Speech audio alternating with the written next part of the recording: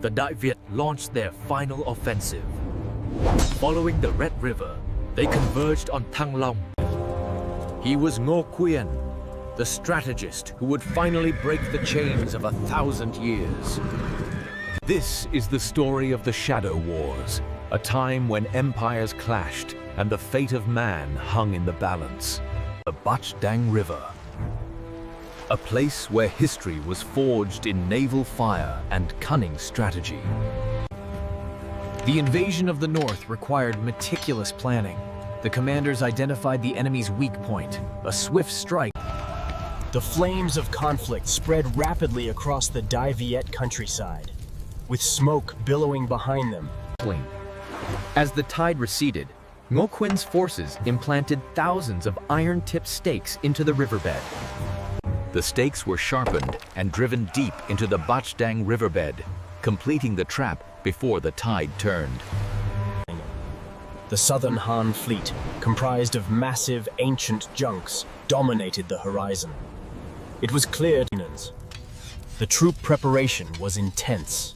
Every spearhead was honed to perfection, a testament to the...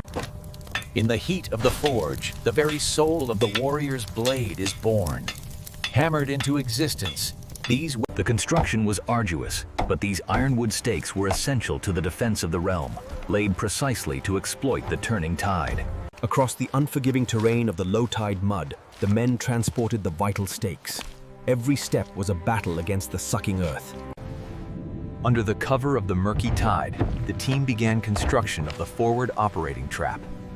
Every stake driven... Ngô Quyền knew the Southern Han fleet would attempt to sail up the river with the tide. His strategy was audacious, yet... The tide simulation reveals a critical surge. As the current accelerates, the risk escalates dramatically. With the guidance of the seasoned fishermen, the Đại Việt troops navigated the treacherous waterways, a testament to vital local support. Hidden within the treacherous cliffs, the Đại Việt forces prepare their trap. This strategic ambush position was key to controlling the mountain pass. The Southern Han, recognizing the critical role of supply lines, mobilized their fleet. These logistics were the backbone of their southern campaign. The Southern Han utilized the sophisticated windlass system to span their powerful crossbows, giving them a significant advantage over enemy armament. The order was absolute. Invade the Chu heartland. To the south, advance and conquer. The tranquility of the river belied the coming storm. The scattering of the egrets was but the first sign. The mist of the Bạch Đằng River concealed their movements, but not their resolve. This was the morning of battle. The Southern Han, utilizing their formidable war junks, began their advance. This fleet movement marked a critical turning point in the conflict. As the sun rose, the fleet initiated the decoy maneuver, a high-stakes gamble to draw the enemy's fire. The Đại Việt unleashed their first volley, a storm of arrows designed to break the enemy lines before the main engagement. The Southern Han forces braced for impact. This was the enemy response, a relentless barrage meant to break their morale and their shields. This was the moment. With the raising of the spear, Ngô Quyền unleashed his forces upon the unsuspecting Southern... Recognizing the superior numbers, General Tran Hung Dao ordered the fleet to feign retreat, drawing the unsuspecting invaders into the treacherous currents ahead. With their paddle-wheel-driven junks, the Southern Han fleet surged forward, a formidable force in the ongoing conflict. Below the surface, the danger was absolute. They called it the hidden trap, designed to impale any who dared to cross the line. Ngô Quyền knew the tides were the key. He waited patiently as the Thang Hut stakes were submerged, baiting the Southern Han fleet into his trap. The enemy had prepared a brutal surprise. As the sun set on the third day, the trap was finally revealed. This was the turning point. The moment the invasion ground to a halt amidst a storm of splintered wood and chaos. The breach was catastrophic. Despite the efforts of the crew, the Southern Han warship quickly succumbed to the invading waters. As the drums reached their crescendo, the signal was clear. This was the moment for the final attack against the invaders. With the command to charge, the Đại Việt longboat surged forward, a forest of spears ready to strike the enemy. As the enemy arrows rained down, the Southern Han defenses crumbled. With grapnels secured, the warriors swarmed the decks, engaging in a desperate, hand-to-hand struggle for survival. The Southern Han general met his fate in the turbulent waters below, a decisive blow to the Imperial forces. The sea showed no mercy that day. Fathers and sons fought side by side against the... This pivotal moment saw the Dai Viet forces employ a fearsome tactic.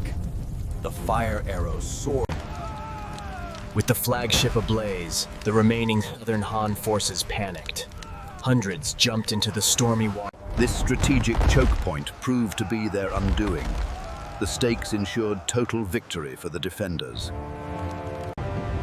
It was here, on the Bạch Đằng River in 933 AD, that Ngô Quyên changed the fate of... As the flagship sank beneath the waves, the Southern Han forces broke. It was the beginning of the... This was the aftermath. The Great Fleet, once the pride of the Empire, now lay shattered beneath the waves. They called it the River Graveyard, a final resting place for the warships that shaped this forgotten conflict.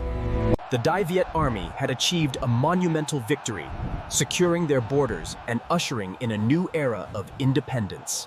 With the Southern Han fleet shattered, Ngô Quyên secured a victory that would define a nation. The era of Dai Viet had begun. The retreat was catastrophic. As the parchment detailing their withdrawal crumbled, the message was clear. After centuries of relentless struggle, the armies of Dai Viet secured their sovereignty. For centuries, the drums have signaled not only victory in battle, but the enduring spirit of a people who refuse to be broken. This is the face of post-war recovery, a testament to resilience amidst the ruins. The altar stands as a solemn reminder of the sacrifices made. We light this incense in their honor, ensuring their memory endures. 938. A turning point. The battle marked a significant shift in power across the war to... The regional impact was immediate and devastating. In the wake stating, this strategic analysis highlights the critical flanking maneuver by the 1st Division. By utilizing the The fighting was fierce. A desperate struggle for independence waged across the watercolor canvas of the battlefield. the decisive victory at Bạch Đằng River paved the way for this moment. Ngô Quyên, the victor. The defeat was absolute. As the Southern Han defenses collapsed, the Emperor's reign met its bitter end. From the banks of the mighty river, the rhythmic beat of the Dongson drum echoed through the bamboo groves. The fighting ceased, leaving behind a stillness few had ever known. And slowly, As the tide receded, the stakes of the ancient battle became visible once more. They fought with a ferocity unseen.